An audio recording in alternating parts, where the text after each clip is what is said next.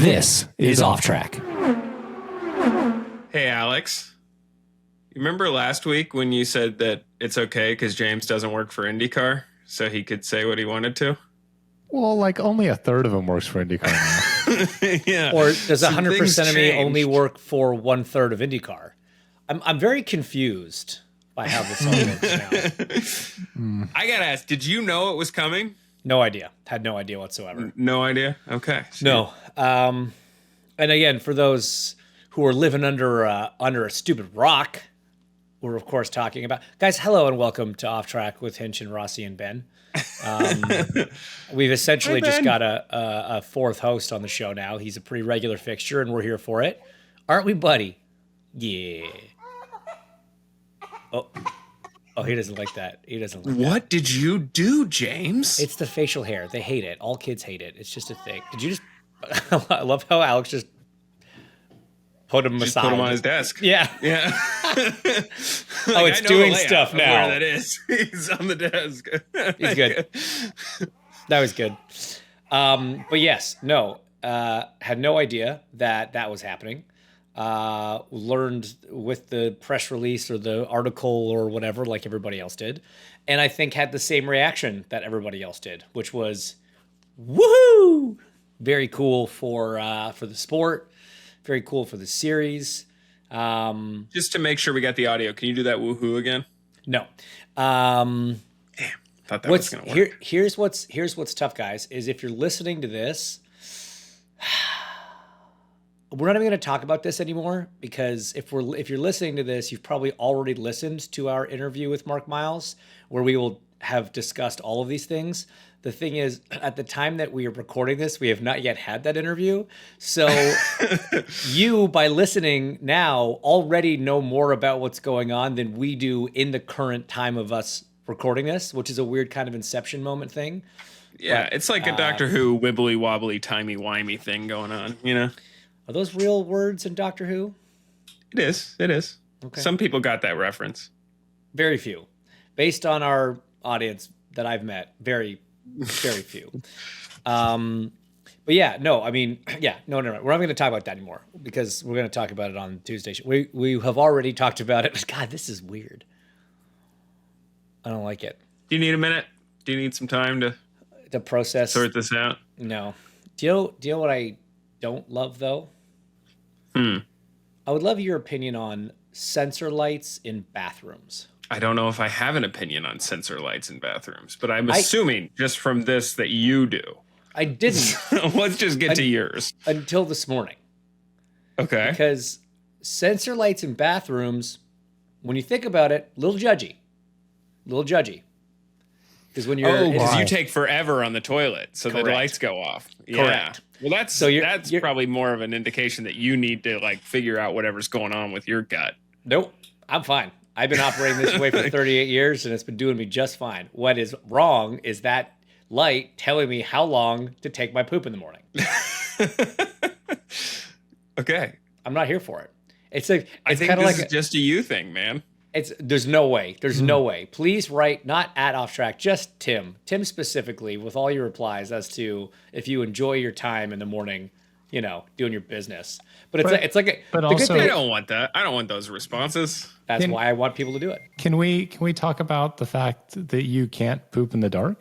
It's not that you can't. It's just very unnerving for some reason. I don't know. It's very uncomfortable. I don't know why. Especially if you're like, well, if you're reading a book, you can't do it. If you have enough time to read a book while pooping, you are pooping too long. This is ridiculous. You know, the best you books need to see read, a doctor. The best books to read on the toilet are Dan Brown novels because he has like really short chapters sometimes, so you can like Hardy Boys. Are those short chapters for kids? No, I haven't read a lot of Hardy Boys lately, or ever. But yeah, no. As of this morning, I got a real strong opinion on sensor lights in bathrooms, and I'm not for it. It's like a snooze button though. Like it goes off, and then you like wave your arm around, and then it comes back on again. When it goes off, you're like, I guess it's been 5 more minutes. All right, one more. I don't even know how to continue this conversation. No, I don't know where to go from here. I don't think there was supposed to be any more than that. I think that was it. That's all I had. Alex, how was your weekend off? It's been a busy stretch in IndyCar, 47 races in 8 days throughout the month of July, and finally got a weekend of no racing and no traveling. And how was that? The weekend was great. I rode my bike. I got on my smoker. I got like 11 hours of sleep a night. I saw your wife. Yeah. Yeah, you spent more time those with were her the lately than highlights. I have. Yeah. Yeah. Played golf twice. That was good. What else did I do? Caught up on stuff around the house, bought a new rug. Because here's the thing. I've learned that furniture and rugs, you just have to understand that, especially with you and I, James, we have the same problem because we married people who like a certain aesthetic. Yep. And so they just have a lifespan of 3 to 5 years. And that's just in this period of our life, we're not going to have rugs and furniture for decades. It's just not possible. So anyways, what I have found is, and I really wish I found this sooner, but Home Goods is a hell of a store. It's essentially, for me, it's like, it's where would you go? It's like its own contained little outlet. So it's got all the name brand stuff, just last year's style or a style that didn't sell or whatever. So like super high quality stuff at like a 75% discount. And so, I always thought, going to Nordstrom Rack or Restoration Hardware Outlet or whatever, like that's a good deal because it's on clearance. Yeah, but you're still paying for that name that you're at. Whereas when you're at Home Goods, not only is it on clearance, there's no markup for any sort of brand. They're just basically wholesale price minus. So like I got a $2,000 rug for $399 and I was like, that's pretty cool. And that's now neat. If it only lasts me 6 months, I don't really care. So I don't even feel bad about the fact that I'm going to bring Teddy to your house next week. Well, Teddy pisses on couches, not rugs. So I haven't found. I haven't found. He's gotten better at that. I haven't found the Home Goods for couches yet, but I found the solution for rugs. Oh, they don't have couches. That's what I did this weekend. I mean, they do, but not the couch. Well, yeah, because we just bought a couch. So I'd been really upset to know that they had nice couches at Home Goods at shockingly low prices when we did not go there for our new couch. But yeah, it's. I feel like the dog thing really takes years off your couch's life. Oh, and it's not even that they make a mess out of it. It's not like they're just wear and tear, pissing on it. It's just wear and tear. Yeah, it's just weight on it that shouldn't be there. Claws, maybe also. And then the thing is, they start sleeping on top of like the back pillows and eventually just deform them to a degree that they're unsalvageable. And then they have all these little oils on them, so they just leave this residue. It's great. Ew. It's nice. Yeah, it's just such a gross way of describing that, but very accurate. But dude, it's funny. So like domesticated wolves for this. We have hardwood floors right through most of the house, and Bunner lies under this particular chair, and then at night in our bedroom he lies under like the dresser. And we had to move said pieces of furniture, and the hardwood is like sandpaper there, just because he lays in the same spot for such a period of time, and dogs are naturally oily because it's how they keep themselves clean, right? And it's like it's almost burned a hole in where he lays. It's wild. That's actually kind of hilarious. Do you guys have an opinion on, Tim, you're sometimes smart with stuff. I heard this term and I hear it all the time, but it just caught me off guard again. And when someone says on accident instead of by accident, but then it's on I would definitely purpose. say by accident, but you say on purpose. So right. So I can't, because I keep hearing it. Every time I hear it, it just sounds so wrong. It sounds like the person literally doesn't know how to speak English. But then I'm like, but wait, it is on purpose. So why would it be by accident? or should it be by purpose as well? Were you thinking about this in your 4-hour this morning? No, I was thinking about it over my 30-hour travel day yesterday. Yeah, let's talk about Hungary and everything, because I don't have an opinion on purpose or by accident. So you just got back from Hungary. Tell us about it. I did. I just got back from Hungary, so I flew home from Laguna on the red eye, and then had like 27 hours at home, and then left again for Hungary to go work Formula 1. And I had never been to Hungary, the country, or Hungaroring, the track. Did you have goulash? I did not have goulash. I apologize. Coward.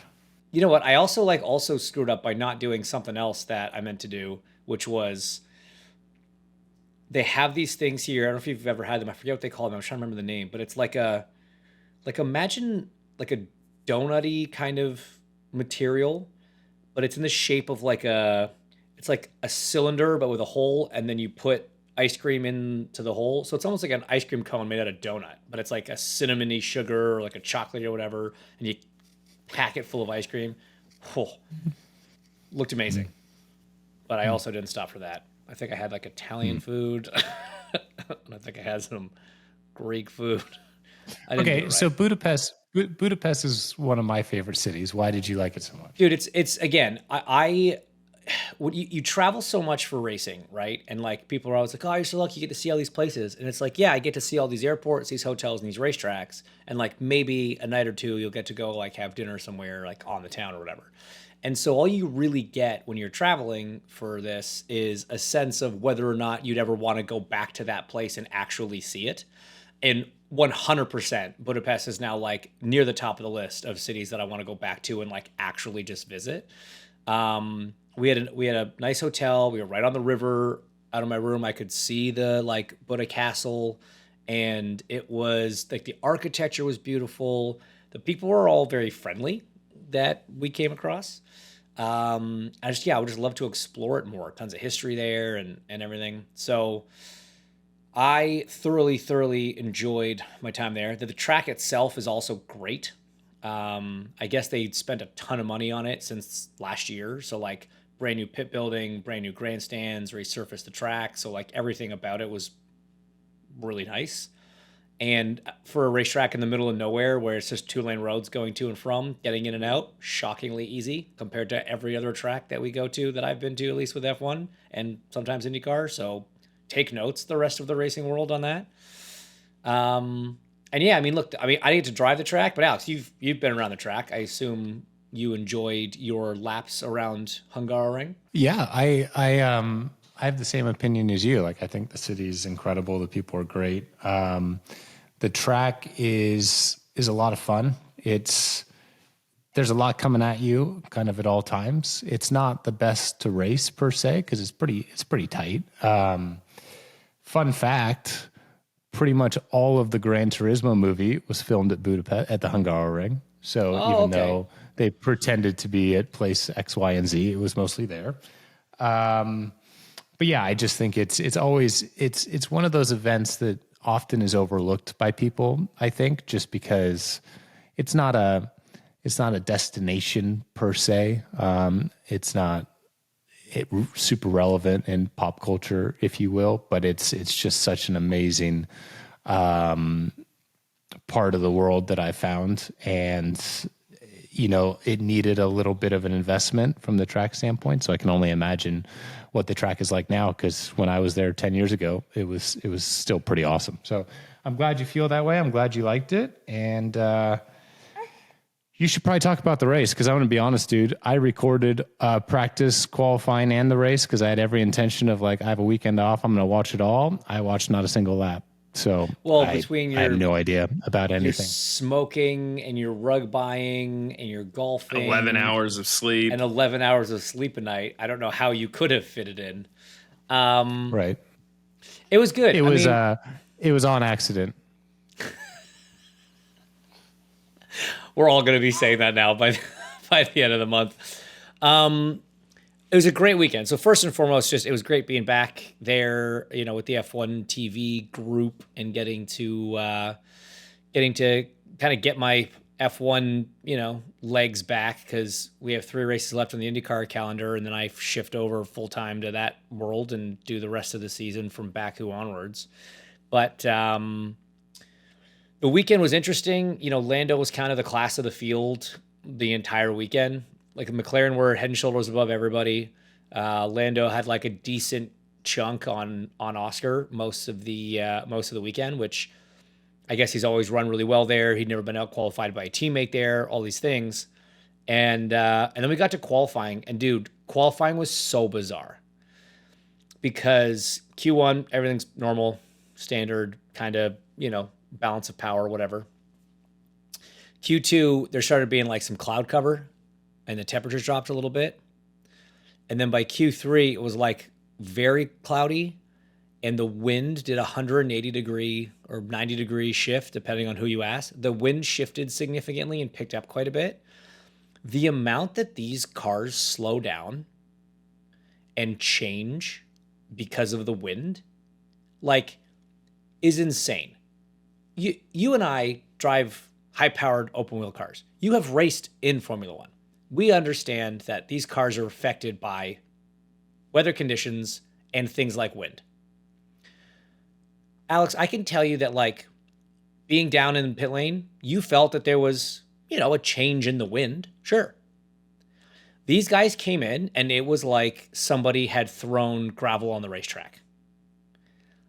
It was 0.6 slower from Q1 to Q3. It's like a 5-minute gap or a 10-minute gap. Call it 10 minutes. The guys were like, the cars are undrivable. The balance is completely different. And the lap times dropped off over half a second. So I have a question. Do you think that is, do you think it's a result of the wind, or do you more think it's a result of these teams and engineers and everything, and the simulation side is so good at predicting kind of the optimized setup going into the weekend for whatever conditions that they forecast are going to have happen? And they are really ultimately, for the most part, driving a pretty neutral and balanced car. And then when something like this happens, it's more that, and this is not saying that the drivers aren't good, it's that they're so not used to driving a car that's kind of doing things they don't expect, that's why. Because it's hard to imagine that the wind ultimately is causing that amount of performance drop. It's that the wind is causing a balance shift that they weren't expecting, which is causing this performance drop. Does that make sense what I'm saying? It's 100% makes sense what you're saying. I think it's more a function of it happened in 10 minutes and you had 1 lap to figure it out, right? So great point. Yeah. It's if they'd had an hour practice session with that wind, they probably could have got back to within 0.2, maybe. Right? Sure. But it's just we drove it, and then 10 minutes later drove the same track with the same car. It's pretty wild it shifted that fast. Yeah, and that's what I'm saying is that from on the ground, the shift didn't feel like a monumental shift. But those cars, they're so aero dependent and they are so sensitive that even like a relatively moderate shift from the sense of just you standing out in the elements had that big of an effect on the cars. And so it was interesting. So anyway, that meant that McLaren actually didn't get pole. Leclerc got another pole, which was very impressive. And he was just as shocked as everybody when he was interviewed afterwards. I saw a quote. He was like, right now, I do not understand Formula One. Yeah. He's like, I don't understand anything in Formula One today, which was pretty funny and accurate. And even Lando and Oscar, I interviewed them after qualifying, and they're both they were just laughing. They weren't even mad that they weren't on pole. They're like, yeah, man, we have no idea how that happened. This should not have been. We're going to win. But man, it was funny seeing the confidence of, even though that, Hungaroring is such a track position sensitive place, right?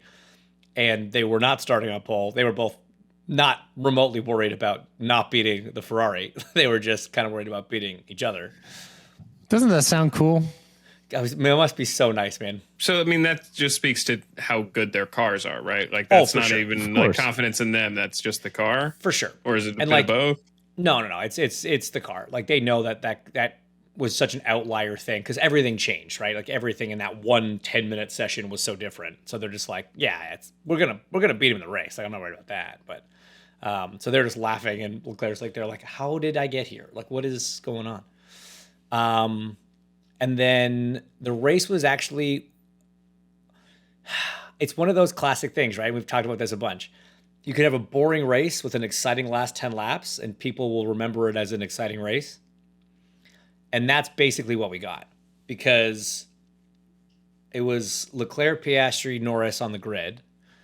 And Lando actually got the best start, but then sort of just got jammed up on the inside of turn 1 and fell all the way back to 5th. Leclerc kept the lead and led the whole first stint. So Lando had to pass his way back up to 3rd. And then once the first 2 guys pitted, it was supposed to be a 2-stopper. Once the first 2 guys pitted, Will Joseph, Lando's engineer, came on and basically was like, hey, we're going to try to do this in a 1, I think. It's really our only shot. Are you cool with that? And Lando, he's on the radio. He's kind of like, yeah, whatever. Let's take a stab at it. Like you could tell he was almost like a little defeated that he had lost that place at the beginning and he was sort of just cruising around in 3rd.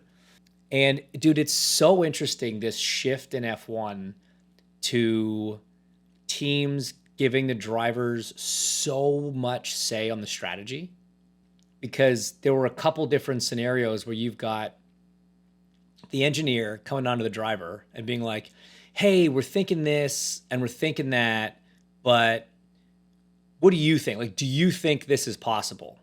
And I just find, like, we had this conversation in one of the post shows. It's like, should drivers be doing that much of the strategy work from inside the cockpit? Like, I don't know how you feel about this, because we've seen like Russell do it a couple times and he gets praised for like calling an audible and it ends up working out well. But now it seems like the default mode for certain teams and certain drivers is, let's have a nice long open conversation. Let's get a lot of feedback. It's like, dude, this guy's racing a Grand Prix right now. You have all the computers and the simulation data. You should probably be directing the strategy, unless there's something so huge he's feeling in the car. Do you think it's because F1 has become ultimately so popular and the drivers have become so powerful in a way and iconic, especially the top guys? Like I highly doubt these conversations are necessary. I mean, they might be, but like, are these conversations happening with Ocon at Alpine, Right. whatever, right? Like Haas. It's do the teams, sorry, Haas, do the teams / engineers not want to be lambasted by an audience because the driver is like, blah, blah, blah, I got boned by the strategy, versus, hey, we're going to have this open conversation and we're going to go down as a team, or we're going to succeed as a team? Because I think, I mean, especially on the Ferrari side of things, like it's become such a almost joke with how bad they at least are represented to be from a strategy standpoint. And I'm just wondering if other teams are trying to like avoid that just because of how big it is. It's a great point. Thank you. Terrifying Every once in a while. It's a terrifying thought, but it's a very valid point. What's funny though is the two, so like, Piastri had a really weird back and forth with his crew and a couple others, and Leclerc had this one exchange. So something ended up breaking on the Ferrari in the final stint, and he just absolutely plummeted. But he gets on the radio and he's like, he's upset and he's sort of venting. But what was so funny about it is he was trying to like speak in code. He's like, man, we talked about that thing, and when we discussed how that was going to go, if we had just, I could have done certain things differently and better. Like he was trying so hard. You could hear him pausing to think, like, don't say the word, like I need to say this, but I can't say the actual word because I don't want anybody to know what we're talking about. And it's like, man, that's just so distracting from inside the car. But then you get GP and Max, and you get Will and Lando, and they were very like, everyone's using like plan A +5 and, Delta Sigma Alpha Blue 22. And then Will's just like, okay, we're going to one stop. We're going to pit in about 3 laps because he's catching you at this pace, and you're going to have to make this tire last this many laps.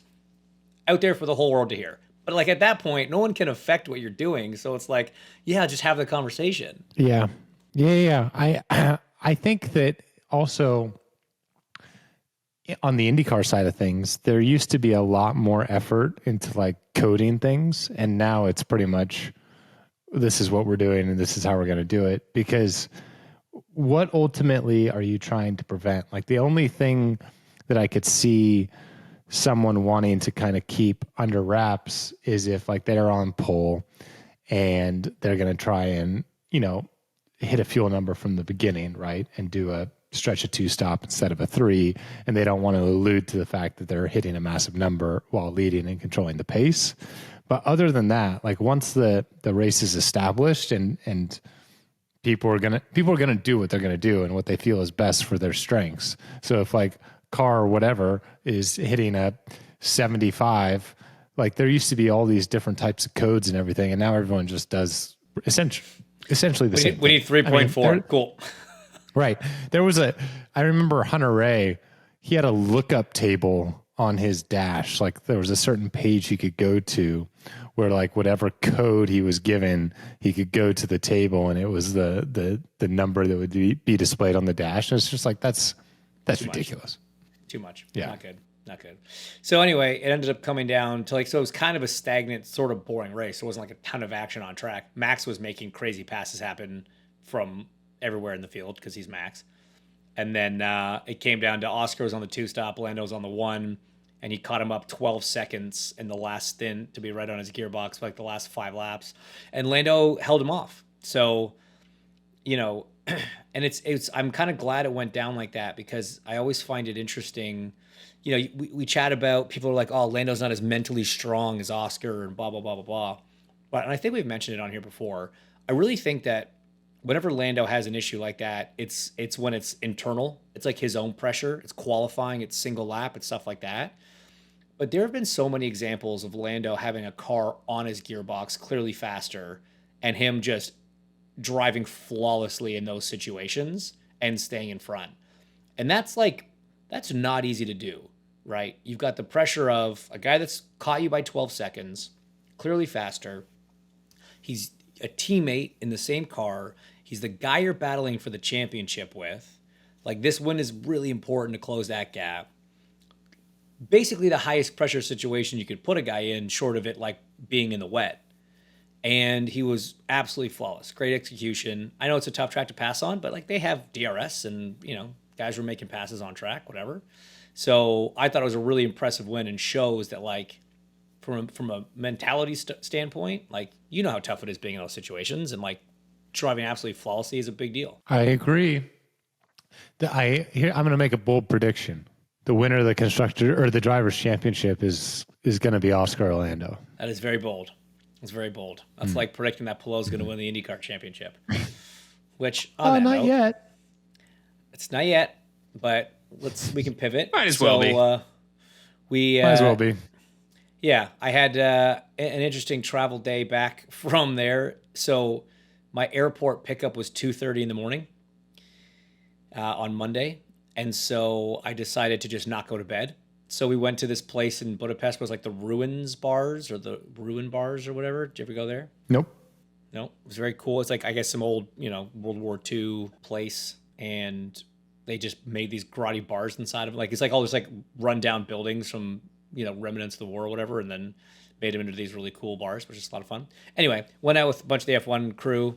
2:30 pickup to then get on my flight from Budapest to Frankfurt, and then my flight from Frankfurt to Chicago, and then my flight from Chicago to Los Angeles, where I currently am for some Fox stuff, and then straight to Portland.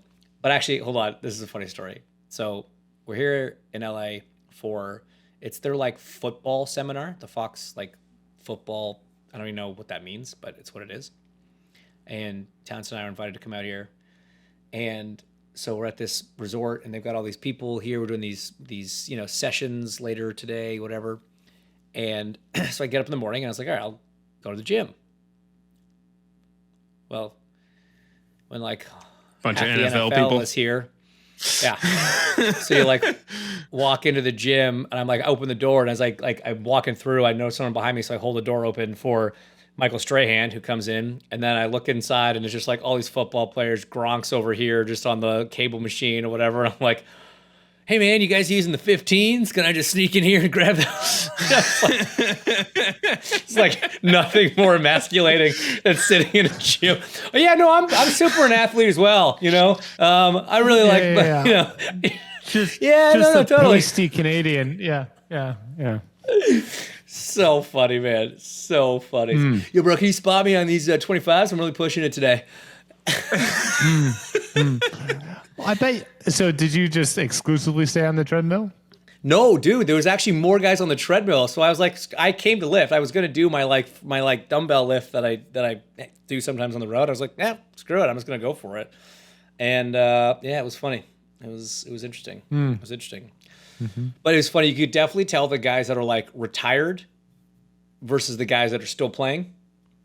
Like there's some dudes that were like doing way more intense workouts, and like all of us TV folk were on a little bit more of a casual program. Sure. That's pretty. I mean, that's actually kind of cool. I think I would have just turned around and walked out. So good for you. I nearly did. I was nearly going to like fake a phone call, and be like, oh yeah, no, I'll be right there. Be like, oh, it's an emergency. Yeah. This isn't for me. Oh, there's a gym with heavier weights? I'm on my way. Oh, the adult gym is it's down there. Okay, cool. You guys have fun, kids. Yeah. So Portland is coming up this weekend. Alex, how do we feel? Is it? Yeah. Fine, James. Yeah. Okay. Feel great. It's gonna. I think this will be the hottest Portland Grand Prix on record, which is really? Which is par for the course of IndyCar. Yeah, it's like 94 degrees on Sunday, which is 94? awesome. 9-4. Bet you didn't pack appropriately for that. Dude, I did this entire trip. So Budapest to LA to Portland on a carry-on. 13 days on the road. Carry-on. Boom. So no, Alex, to your point, I did not pack. Yeah, that little shacket that you wore is not going to play very well in Portland. Well, it was chilly on Sunday in Budapest. Okay. That was the only long sleeve thing that I brought, though, so I'm glad that I had that. No, dude, that's the best part about Fox is they dress me, baby. I just show up in my little quarter zip. Do they actually? Heck yes, bro. Have you not noticed that I'm well dressed on Fridays, Saturdays, and Sundays? No. Well, you should start paying more attention. I just figured you were taking like Buxton had a good influence on you. He had a good influence on Fox to dress us. Yeah. No, okay. It's been great. 94 degrees on Sunday. Yeah. So it'll turn into a tire deg race. So it'll be really tough for Alex to clinch the championship. Yeah, at least so you'll be in bad at Portland. making tires last and go fast. Yeah. He'll probably still do it on a 2-stop. Anything other than the heat and tire deg for the layman to look out for in Portland this weekend? Turn 1. Turn 1. Do you think we'll actually get through lap 1 without a yellow? I feel like we did last year or 2 years ago. I think, didn't Aaron Likens just post something about like 5 of the last 6 IndyCar races have had a lap 1 yellow? Yep. Yes, that makes just sense. Gone a little different than the start of the season. There was a lap 1 yellow last year. It wasn't turn 1 though. It was Dixon getting absolutely blown up out of turn 8 or whatever. Remember? Oh, someone jumped over that curb and speared into him. Yeah. Fired him into the wall on the outside of the straight. Yeah. No, it's funny because so I raced there 3 times, never made it past turn 4, and then went to the TV side, and then I guess the next year there would have been a caution, and I think the next year they're like, hey, let's put you down at the apex of turn 1, like right up against the guardrail to like watch all the chaos unfold, and you can report from down there. NBC did this with PT a couple of years before, and I was like, yeah, cool. So I'm down there, and of course, first time in half a decade where everyone just gets through cleanly, and I'm just like down there like, oh, everybody did a great job. Where were all you guys for 2018, 19, and 20? Or whatever the years were, 2018, 2019, and 21. Do you like that track, Alex? I don't mind it. It's I wouldn't say it's the worst layout that we go to. What would you say is the worst? It's kind of it can be fun. Oh, I mean, it's a real close toss-up between Detroit and Toronto. Fair. One of those. One of those for sure. Okay, so you enjoy it to a certain extent. Yeah. Anyways, what do I think? It's the last road course race of the year. I think that as we saw in Laguna, I think people are the level of cares that are given have decreased substantially. I think guys will be on a little bit better behavior because everyone's kind of had a week off to chill out and recover and reset. But certainly as we get to this point in the season, guys are desperate for one reason or another. Whether that's a certain championship position or just to get a good result before the year ends or to prove their value or what have you. So, I think it'll be an entertaining race. I certainly think Alex is obviously going to win the championship, and that's about it. Do you want to know what's crazy? If he locks it up in Portland, which is highly probable, there are a few scenarios in which he does not, but it is unlikely. He will wrap it up with 2 races still to run in the championship. I'm double checking with our stats gurus on this, but I have reason to believe that has quite literally never happened before in IndyCar history. With 2 full rounds to go, under the current point system. I mean, that doesn't surprise me. Think about he's won 8 races, dude. No, I know he's won half the races we've run, more than half the races we've run so far. Right. Like no one's done that, so of course this hasn't been done before. Shouldn't be a surprise. Crazy to think. No, it's not a surprise. But like this, quite honestly, I'm surprised it's not already wrapped up. So true. So I mean, without Detroit, it might have been. Right. So because when you think about it, so the last time it was won before the final race was him in 23. The last time before that was Weldon in 05. And then I think it was like 2000 or something when the current point system started. So in 25 years, only twice has that ever been wrapped up with still a full race to run. And then he's going to be the first guy to do it with 2 full weekends to go. Like imagine he was just like, I'm good, and just doesn't run the last 2. Takes the weeks off, hangs out with his kid and his wife, goes on vacation. They just put here's the thing. Here's the thing. If it was the F1 schedule or like the NASCAR schedule, he probably would. But because he knows he's not going to race for 8 months, he's probably looking forward to it. Good point. It's a great point. It's a very good point. What's going to be really frustrating is that even though he has it locked up, if he continues to win when he has literally no reason to. So that's the other thing. He just gets to the finish line and waits. He's just like, I'll just get last. I'll let everybody else have one. I sometimes do that playing Mario Kart. I'll like let Hazel catch up. I was gonna say he'll be doing the exact opposite because like the championship's already a foregone conclusion. So now it's just about what other records can you win, and right now the record for wins in a season is 10.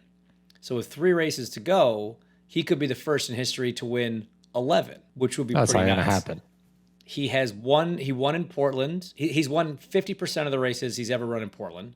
He's got first, second, and 12th. That's his record in Portland so far. He won the last short oval that we were at. And we've got 2 short ovals coming up. So is Nashville a short oval? Oh no, sorry. Nashville's a speedway. Sorry. Yeah. I mean, he won the last speedway we were at.